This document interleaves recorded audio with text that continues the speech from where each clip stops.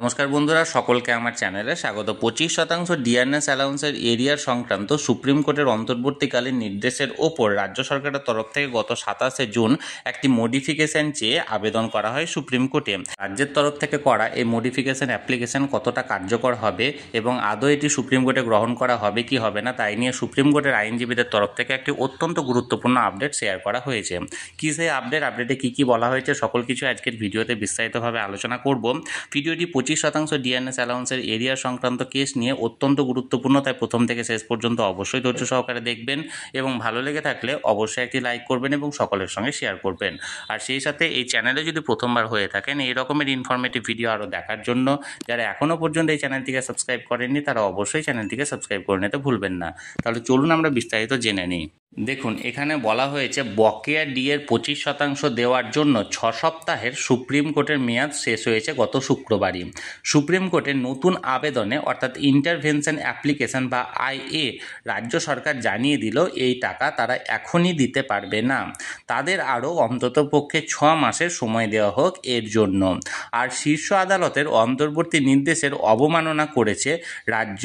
এই যুক্তিতে রাজ্যের মুখ্য সচিব ও অর্থ সচিবকে নোটিশ পাঠালেন মামলাকারী সরকারি কর্মচারীরা।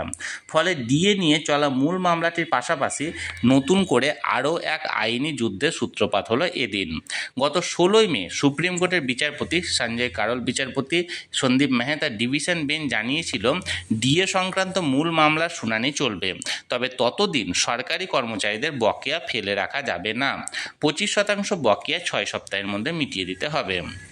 এই রায়ের কিছু ব্যাখ্যা চেয়ে ইতিমধ্যে একটি মডিফিকেশন অ্যাপ্লিকেশন করেছে রাজ্য। তবে সরকারি কর্মচারীদের একাংশের ধারণা ছিল নির্দিষ্ট সময়ের মধ্যে 25% বকেয়া মেটানোর নির্দেশ রাজ্য কার্যকর করবে। তা তো হলোই না, উল্টে আরও 6 মাস সময় চেয়ে শীর্ষ কোর্টে নয়া আর্জি জানালো রাজ্য। শুক্রবার করা আবেদনে রাজ্যের মূল যুক্তি এই, 25% বকেয়া মেটানোর জন্য তাদের হাতে পর্যাপ্ত অর্থ নেই, চলতি বাজেটেও এর সংস্থান ছিল না।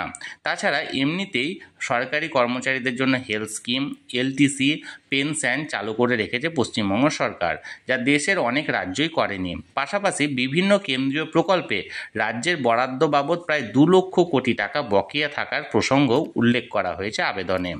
সঙ্গে তুলে ধরা হয়েছে সেই পুরনো যুক্তি, ডিএ রাজ্য সরকারি কর্মচারীদের মৌলিক অধিকার নয়, এটা রাজ্যের ইচ্ছের উপরেই নির্ভর করে। যদিও আইনজ্ঞদের একটা বড় অংশ বলেছেন কলকাতা হাইকোর্ট বর্ধিত হারে বকেয়া দেওয়ার নির্দেশ দিলেও মূলত এই যুক্তিতেই সুপ্রিম কোর্টে দ্বারস্থ হয়েছিল রাজ্য এবং শীর্ষ আদালত গত শুনানিতেই স্পষ্ট বলেছে যে এই বিষয়টি নিয়ে তারা শুনানি করবে, তবে ততদিন বকেয়া ডিএ ফেলে রাখা যাবে না। তারপরেও একই যুক্তিতে রাজ্য কিভাবে আইএ ফাইল করলো সে প্রশ্নও তুলেছেন তারা। রথযাত্রার জন্য এদিন রাজ্য সরকারি ছুটি ছিল, তাই সর্বোচ্চ আদালতের দেওয়া মেয়াদ ফুরোতে এদিন সকাল 10:30 নাগাদ কনফেডারেশন মামলাকারী অফ স্টেট গভর্নমেন্ট এমপ্লয়িজের ফেডারেশন রাজ্যের মুখ্য সচিব ও অর্থ সচিবকে ইমেল পাঠিয়ে জানতে চেয়েছেন কেন তাদের বিরুদ্ধে আদালত অবমাননার মামলা করা হবে না। 7 দিনের মধ্যে জবাব চাওয়া হয়েছে তাদের কাছ থেকে। তারপরে বেলা 12:30 নাগাদ রাজ্য সরকার বকেয়া ডিএর 25% দেওয়ার জন্য সুপ্রিম কোর্টে সময় চেয়ে নতুন করে আবেদন জানায়। এই মামলার শুনানিতে সুপ্রিম কোর্টে 18 বার সময় নিয়েছে রাজ্য। তারপরেও সর্বোচ্চ আদালতের অন্তর্বর্তী নির্দেশ কার্যকর করবে না বলে রাজ্য শেষ মুহূর্তে আবেদন করে সময় নষ্টের নয়া কৌশল অবলম্বন করছে। কেন নতুন করে শীর্ষ কোর্টে আবেদন জানালো রাজ্যের আবেদনে বলা হয়েছে রাজ্য ও কেন্দ্রীয় সরকারি কর্মীদের বেতন কাঠামোটাই ভিন্ন।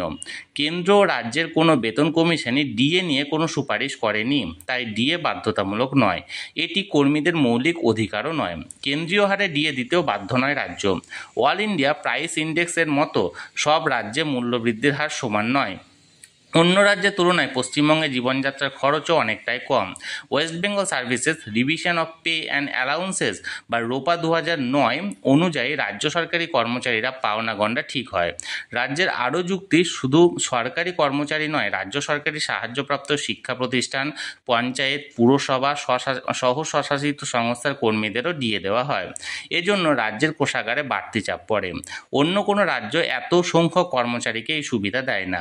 সরকারি কর্মীদের পেনশন ও অবসরকালীন পাওনা মেটাতে রাজ্য সরকার গত আর্থিক বছরে 23,312 কোটি 36 লক্ষ টাকা খরচ করেছে। বাংলার সরকারি কর্মীদের এলটিসি চালু করেছে।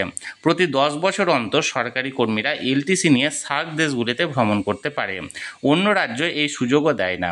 এছাড়াও রাজ্য সরকারি কর্মচারীদের চিকিৎসার জন্য সরকারি হেলথ স্কিম রয়েছে। রাজ্যের দাবি, কেন্দ্রীয় সরকার বিভিন্ন প্রকল্পে রাজ্যের 1,87,142 কোটি টাকা বরাদ্দ আটকে রেখেছে। এতে রাজ্যের উপরও আরও আর্থিক চাপ।